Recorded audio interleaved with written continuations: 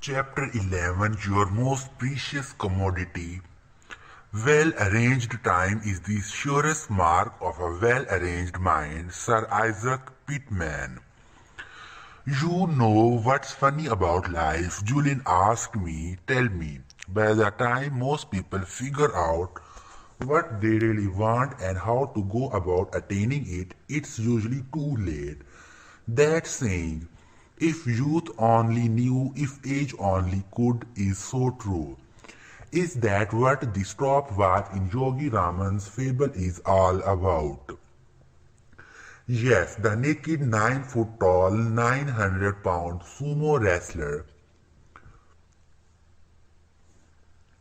with the pink wire cable covering his private parts slips on a shiny gold stopwatch that someone has left in the beautiful garden. Julian reminded me. How could I forget? I replied, breaking into a grin. By now I had realized that Yogi Raman's mystical fable was nothing more than a series of memory pegs designed to teach Julian the elements of his ancient philosophy for enlightened living, while at the same time helping him remember it. I shared my discovery with him. Ah, the sixth sense of litigator, you are quite right. My wise teacher's methods appeared odd at first, and I struggled to understand the significance of his late, just as you wondered what I was speaking of when I first shared it with you. But I must tell you, John, all 7 elements of the story, from the garden and the naked sumo wrestler to the yellow roses and the path of diamonds, which I am soon getting to serve as powerful reminders of the wisdom I learned in Sivana.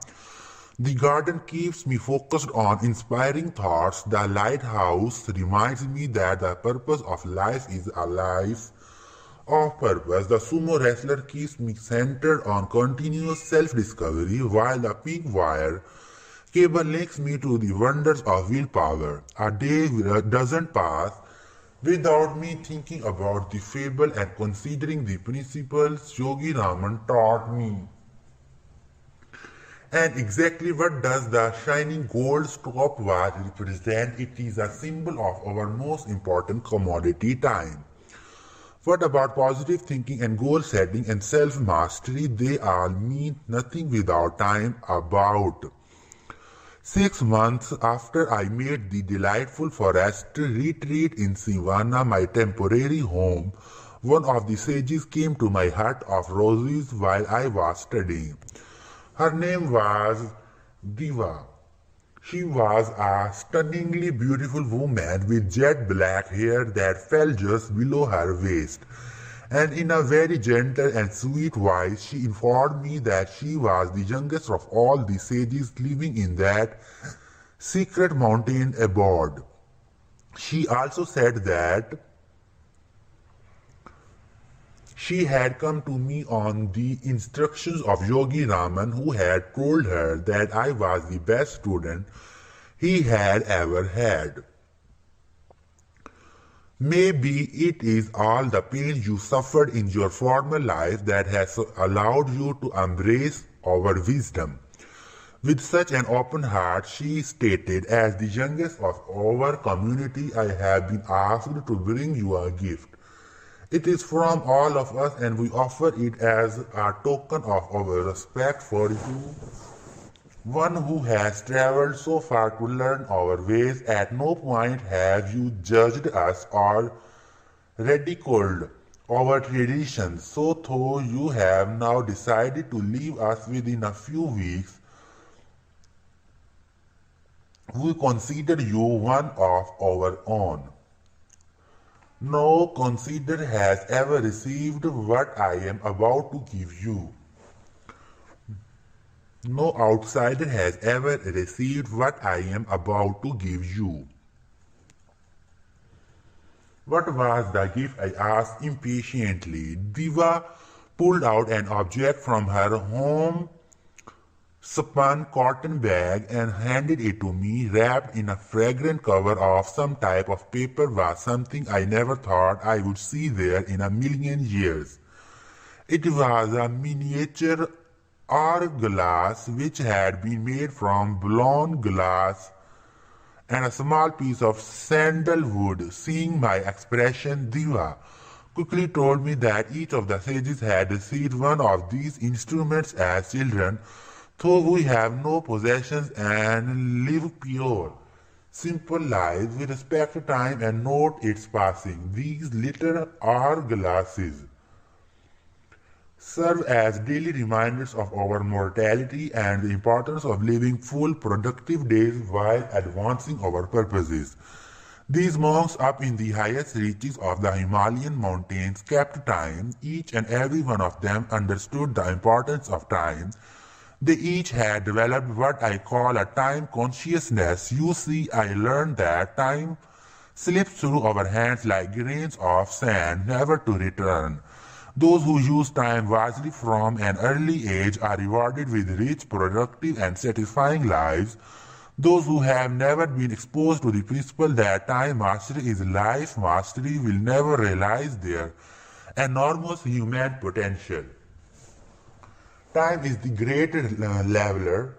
Whether we are privileged or disadvantaged, whether we live in Texas or Tokyo, we all have been allotted days with only 24 hours. What separates those who build exceptional lives from the also rans is the way they use this time. I once heard my father say that it was the busiest people who have time to spare. What do you make of that? I agree. Busy, productive people are highly efficient with their time. They must be in order to survive. Being an excellent time manager doesn't mean that you must become a workaholic. On the contrary, time mastery allows you more time to do the things you love to do, the things that are truly meaningful to you. Time mastery leads to life mastery. Guard time well. Remember, it's a non-renewable resource. Let me give you an example Julian offered. Let's say it's Monday morning and your schedule is overflowing with appointments, meetings, and court appearances. Rather than getting up at your usual 6:30 a.m., gulping down a cup of Java, speeding off to work, and then spending a stressful day of catch up. Let's say you took 15 minutes the night before to plan your day, or to be even more effective, let's say you took 1 hour on your quiet Sunday morning to organize your routine week.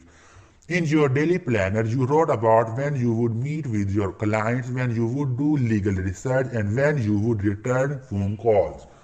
Most importantly, your personal, social, and spiritual development goals for the week also went into your agenda book. This simple act is the secret to a life of balance. By anchoring all the most vital aspects of your life into your daily schedules, you ensure that your week and your life retain a sense of meaning and peace. Surely you are not suggesting that I take a break in the middle of my busy workday to walk in the park or meditate.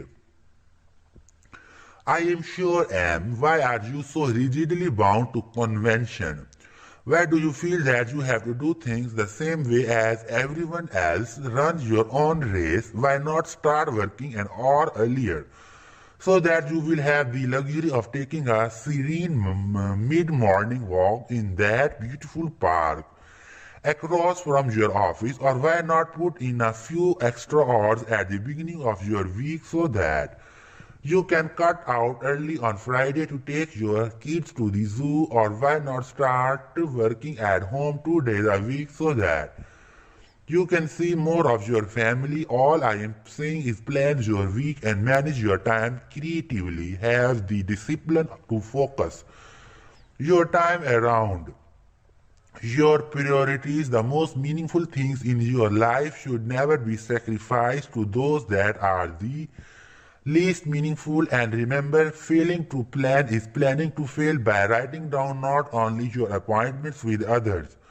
but also those all important appointments with yourself to read, relax, or write a letter to your wife. You will be far more productive with your time. Never forget that time spent enriching your non-work hours is never a waste. It makes you tremendously efficient during your working hours. Stop living your life in compartments and understand once and for all that all you do forms one indivisible whole.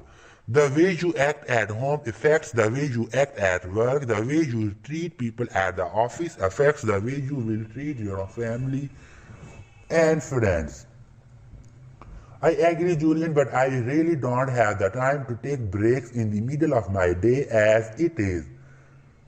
I work most evenings. My schedule is really crushing these days. As I said this, I felt my stomach tingling at the mere thought of the mountain of work I was facing. Being busy is no excuse. The real question is, what are you so busy about? One of the great rules I learned from that wise old sage is that 80% of the results you achieve in your life come from only 20% of the activities that occupy your time. Yogi Raman called it the ancient rule of 20.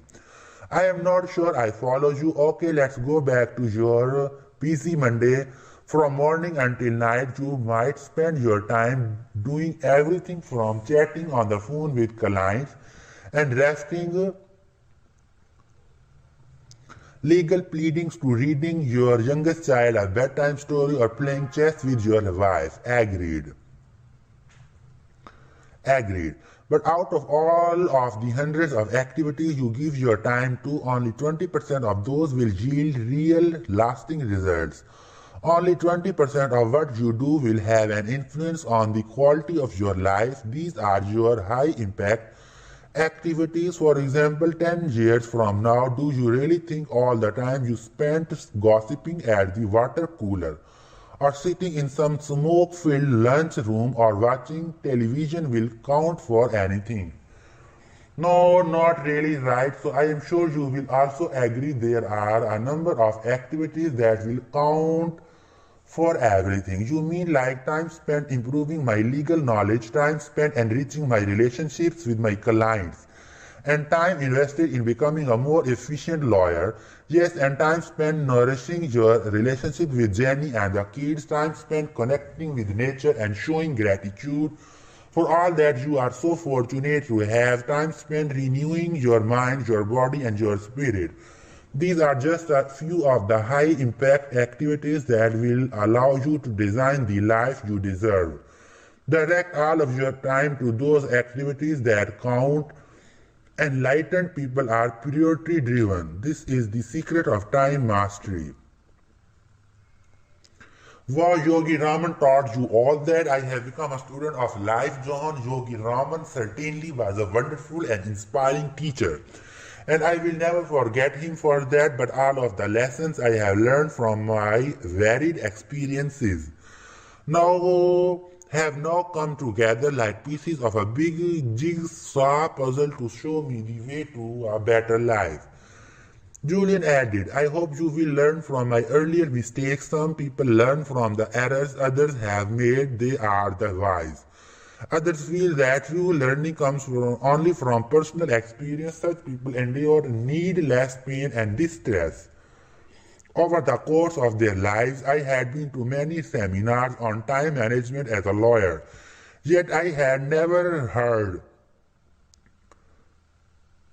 the philosophy of time mastery that Julian was now sharing with me. Time management was not just something to focus on at the office and discard at closing time. It was a holistic system that could make all areas of my life more balanced and fulfilling if I slipped it correctly. I learned that by planning my days and taking the time to ensure that I was balanced in the use of my time, I would not only be far more productive, I would be far happier.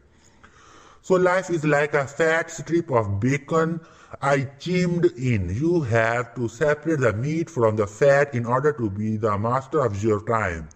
Very good, you are on to it now, and though my vegetarian side tells me to do otherwise, I love the analogy because it hits the nail right on the head.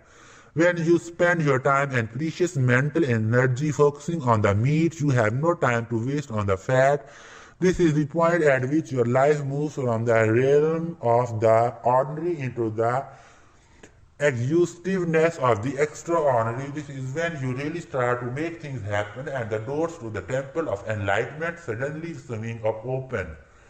Julian observed.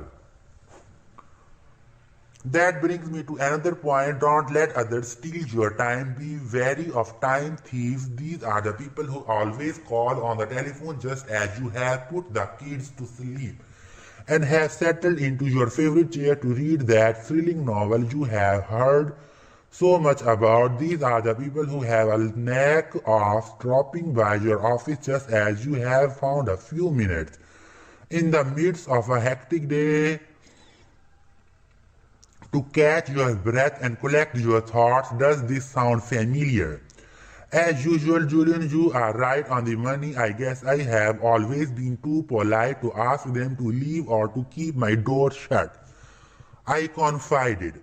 You must be ruthless with your time. Learn to say no. Having the courage to say no to the little things in life will give you the power to say yes to the big things. Shut the door to your office when you need a few hours to work on that big case. Remember what I told you, don't pick up the phone every time it rings. It is there for your convenience, not the convenience of others. Ironically, people will respect you more when they see that you are a person who values his time. They will realize that your time is precious and they will value it. What about procrastination? All too often I keep putting off the things that I don't like doing and instead find myself sifting through junk mail or flipping through legal magazines. Maybe I am just killing time. Killing time is an apt metaphor. True, it is a human nature to do things that feel good and avoid the things that feel bad. But as I said earlier, the most productive people in this world have cultivated the habit of doing the things that less productive people don't like doing, even though they too might not like doing them. I stopped and thought deeply about the principle I had just heard. Perhaps procrastination was not my problem. Maybe my life had simply become too complex. Julian sensed my concern. Yogi Raman told me that those who are masters of their time live simple lives. A hurried, frenzied pace is not what nature intended. While he firmly believed that lasting happiness could be reached only by those who were effective and set definite aims for themselves. Living a life rich with accomplishment and contribution did not have to come through the sacrifice of peace of mind. This is what I found so fascinating about the wisdom I was hearing. It allowed me to be productive and yet fulfill my spiritual longings. I started to open myself even more to Julian. You have always been honest and forthright with me, so I will be the same with you. I don't want to give up my practice and my house and my car to be happier and more satisfied. I like my toys and the material things I have earned. They are my rewards for all the hours I have worked over the years since we first met. But I feel empty, I really do. I told you about my dreams when I was in law school. There is so much more I could do with my life. You know, I am almost 40 and I have never been to the Grand Canyon or the Eiffel Tower. I have never walked in a desert or canoed across a still lake on a gorgeous summer's day. I have never once taken off my socks and shoes and walked barefoot through a park listening to the kids laugh and the dogs bark. I can't even remember the last time I took a long, quiet walk by myself after a snowfall just to hear the sounds and to enjoy the sensations. Then simply your life. Then simplify your life, Julian suggested sympathetically.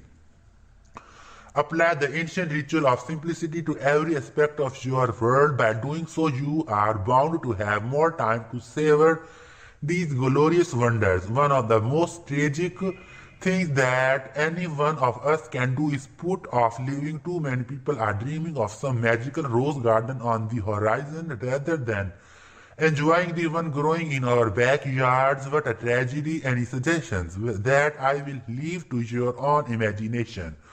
I have shared many of the strategies I learned from the sages with you. They will work wonders if you have the courage to apply them. Oh, that reminds me of another thing that I do to make sure my life stays calm and simple. What's that? I love to have a quick nap in the afternoon. I find it keeps me energetic, refreshed, and youthful. I guess you could say that I need my beauty sleep. Julian laughed. Beauty has never been one of your strong points. A sense of humor has always been one of yours, and for this I commend you.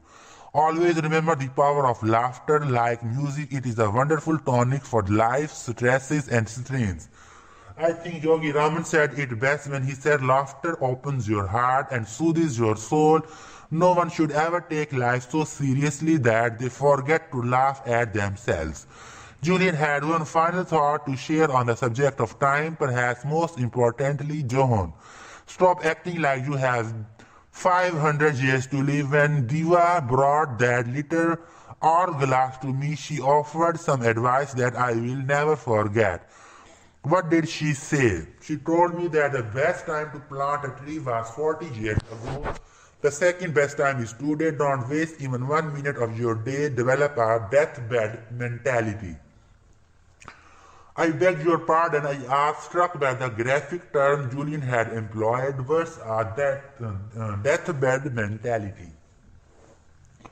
It is a new way of looking at your life, a more empowering paradigm, if you will, one that reminds you that today could be your last, so savor it to the fullest. Sounds kind of morbid if you ask me. It makes me think about death. Actually, it is a philosophy about life. When you adopt a deathbed mentality, you live every day as if it was your last. Imagine waking up every day and asking yourself the simple